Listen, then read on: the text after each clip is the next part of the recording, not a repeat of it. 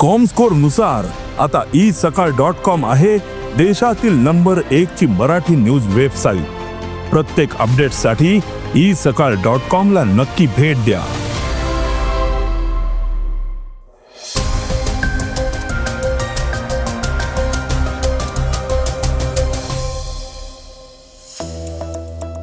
राज्यात उष्णतेच्या कडक लाटेमुळे व्यापक मानक कार्यपद्धती जारी करण्यात आलेली आहे।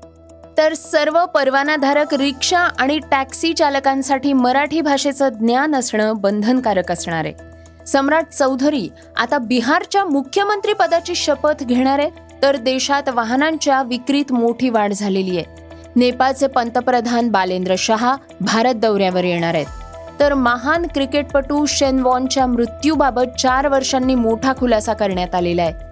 धुरंधर चित्रपटानं 3000 कोटींच्या कमाईचा आकडा पार केलाय। या बातम्या आपण आजच्या पॉडकास्टमध्ये ऐकणार आहोत। नमस्कार, मी गौरी कुबेर। आज 15 एप्रिल वार बुधवार।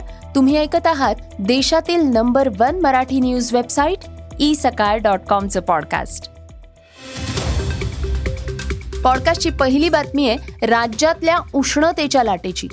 राज्यात उष्णतेची लाट सुरू आहे। विदर्भात मंगळवारी तापमानानं सगळे रेकॉर्ड्स मोडलेत। अकोला जिल्ह्यात 44 अंश सेल्सिअस, अमरावतीत 43.8 आणि पश्चिम महाराष्ट्रात सोलापूरमध्ये 43.2 अंश तापमान नोंदवलं गेलंय। हवामान विभागाच्या अंदाजानुसार येलो ते ऑरेंज अलर्ट सक्रिय आहेत। पुढल्या काही दिवसात तापमान आणखी 2-3 अंश वाढण्याची शक्यता आहे। त्यामुळे उष्णतेसंबंधित आजार आणि दुर्दैवी मृत्यू टाळण्यासाठी राज्य शासनानं तातडीनं पावलं उचलली आहेत। राज्य उष्णता कृती आराखडा आणि हवामान विभागाच्या सतर्कतेच्या अनुषंगानं 3 व्यापक मानक कार्यपद्धती जारी करण्यात आलेल्या आहेत, अशी माहिती आपत्ती व्यवस्थापन मंत्री गिरीश महाजन यांनी दिली आहे। अनौपचारिक कामगार, खाण कामगार, बांधकाम कामगार, स्ट्रीट वेंडर्स आणि कमी उत्पन्न गटातील नागरिकांचं रक्षण करणं या कार्यपद्धतींचा उद्देश असल्याचं त्यांनी सांगितलंय। सकाळी 6 ते 11 आणि संध्याकाळी 4 ते 8 या थंड वेळेत बाहेरचे काम करणे, ऑरेंज आणि रेड अलर्टमध्ये दुपारी 12 ते 4 पर्यंत काम सक्तीनं बंद ठेवणं आणि कामाच्या ठिकाणी पुरेसं पाणी, ORS, सावली आणि प्राथमिक उपचार सुविधा उपलब्ध करणं अशा उपाययोजना करण्यास सांगण्यात आल्याचं महाजन म्हणाले आहेत। पॉडकास्टची दुसरी बातमी, रिक्षा आणि टॅक्सी चालकांसाठी मराठी भाषेचं ज्ञान बंधनकारक असल्याची। येत्या 1 मे म्हणजेच महाराष्ट्र दिनापासून राज्यातील सर्व परवानाधारक रिक्षा आणि टॅक्सी चालकांसाठी मराठी भाषेचं ज्ञान असणं बंधनकारक करण्यात आलेलं आहे। परिवहन मंत्री प्रताप सरनाईक यांनी या संदर्भात महत्त्वाची घोषणा केली आहे। ज्या चालकांना मराठी लिहिता किंवा वाचता येणार नाही त्यांचे परवाने रद्द केले जाणार आहेत। मोटार परिवहन विभागाच्या 59 प्रादेशिक आणि उपप्रादेशिक कार्यालयांच्या माध्यमातून राज्यभर विशेष मोहीम राबवण्यात येणार आहे। या मोहिमेत चालकांच्या मराठी भाषेच्या ज्ञानाची पडताळणी केली जाईल। नियमानुसार परवाना मिळवण्यासाठी स्थानिक भाषेचं ज्ञान असणं आवश्यक आहे, पण मुंबई, नागपूर आणि छत्रपती संभाजीनगर यांसारख्या मोठ्या शहरांमध्ये अनेक चालक प्रवाशांशी मराठीत बोलण्यास टाळाटाळ करत असल्याची तक्रार सरकारकडे मोठ्या प्रमाणात आली होती। याची गंभीर दखल घेत हा निर्णय घेण्यात आलेला आहे। पॉडकास्टची तिसरी बातमी, बिहारच्या नव्या मुख्यमंत्र्यांच्या शपथविधीची। जनता दल युनायटेडचे राष्ट्रीय अध्यक्ष नितीश कुमार यांनी बिहारच्या मुख्यमंत्री पदाचा राजीनामा दिला आणि त्यानंतर आता नवीन सरकार स्थापन करण्याची प्रक्रिया सुरू झाली। सम्राट चौधरी यांची भाजप विधिमंडळ पक्षाचे नेते म्हणून निवड करण्यात आली आहे। यानंतर त्यांनी सरकार स्थापन करण्याचा दावा करण्यासाठी लोकभवनमध्ये राज्यपालांची भेट घेतली। सम्राट चौधरी आज सकाळी 11 वाजता मुख्यमंत्री पदाची शपथ घेणार आहेत। काल जनता दल युनायटेडचे अध्यक्ष नितीश कुमार यांनी दुपारी साधारणतः 2:15 वाजता मुख्यमंत्री पदाचा राजीनामा राज्यपालांकडे सुपूर्द केला। त्याआधी त्यांनी आपल्या कार्यकाळातील मंत्रिमंडळाची शेवटची बैठकही घेतली। NDA विधिमंडळ पक्षाची बैठक झाल्यानंतर नवीन नेते औपचारिकपणे सरकार स्थापन करण्याचा दावा करतील त्याप्रमाणे आज भाजप नेतृत्वाखालील नवीन NDA सरकारचा शपथविधी समारंभ पार पडणार आहे। या समारंभात NDAतील घटक पक्षांचे मोजके मंत्री शपथ घेतील। पॉडकास्टची चौथी बातमी देशात वाहनांच्या विक्रीत वाढ झाल्याची। भारतीय वाहन बाजारात सध्या उत्साहाचं वातावरण आहे। वाहनांच्या विक्रीत मोठी वाढ होतीये। सोसायटी ऑफ इंडियन ऑटोमोबाईल मॅन्युफॅक्चरर्सनं जाहीर केलेल्या आकडेवारीनुसार प्रवासी वाहनांच्या विक्रीत वार्षिक आधारावर 16% वाढ झालेली आहे। मार्च महिन्यामध्ये एकूण 4,42,460 युनिट्सची विक्री झाली। ग्राहकांची वाढती मागणी आणि डीलर्सकडे उपलब्ध असलेला मुबलक साठा ही या वाढीमागील प्रमुख कारणं मानली जात आहेत।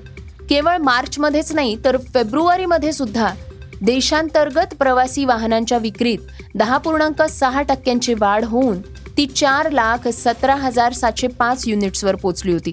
तर दुचाकी वाहनांच्या विक्रीतही 19.3% वाढ झालेली आहे। तर चाकी वाहनांची देखील 21.4% वाढ नोंदवण्यात आलेली आहे। बाजारपेठेतला हा सकारात्मक कल वाहन उद्योगासाठी दिलासादायक ठरतोय। पॉडकास्टची पाचवी बातमी नेपाळचे नवीन पंतप्रधान बालेंद्र शाह यांच्या भारत दौऱ्याची। नेपाळचे नवीन पंतप्रधान बालेंद्र शाह यांनी पंतप्रधान मोदींचं निमंत्रण स्वीकारलंय। शाह लवकरच भारताच्या दौऱ्यावर येणार आहेत।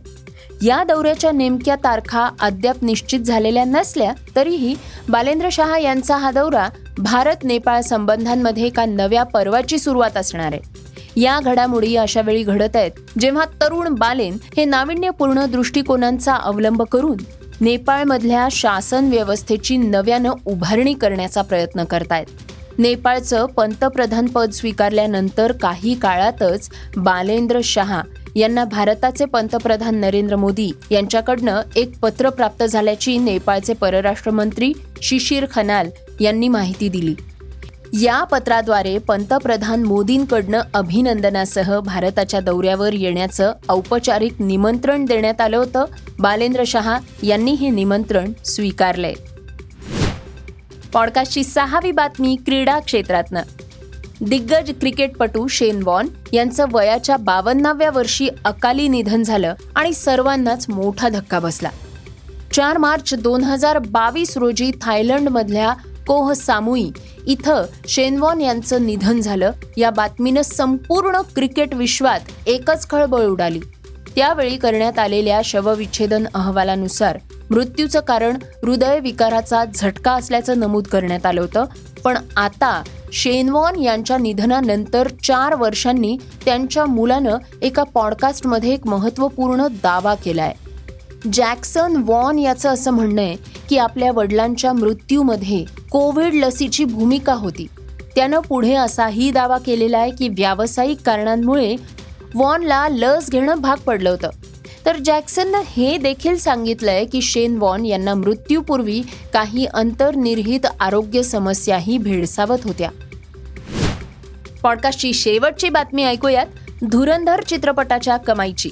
रणवीर सिंगची मुख्य भूमिका असलेल्या धुरंधर आणि धुरंधर 2 या दोन्ही चित्रपटांनी जगभरात मिळून 3,000 कोटींहून अधिक कमाई केली आहे। 3,000 कोटींचा टप्पा ओलांडणारी ही पहिली भारतीय चित्रपट फ्रँचायझी ठरली आहे। सॅकनेल या संकेतस्थळाच्या माहितीनुसार धुरंधर 2 या चित्रपटाची भारतातील कर वजा जाता झालेली कमाई ही 1,088.62 कोटी इतकी आहे।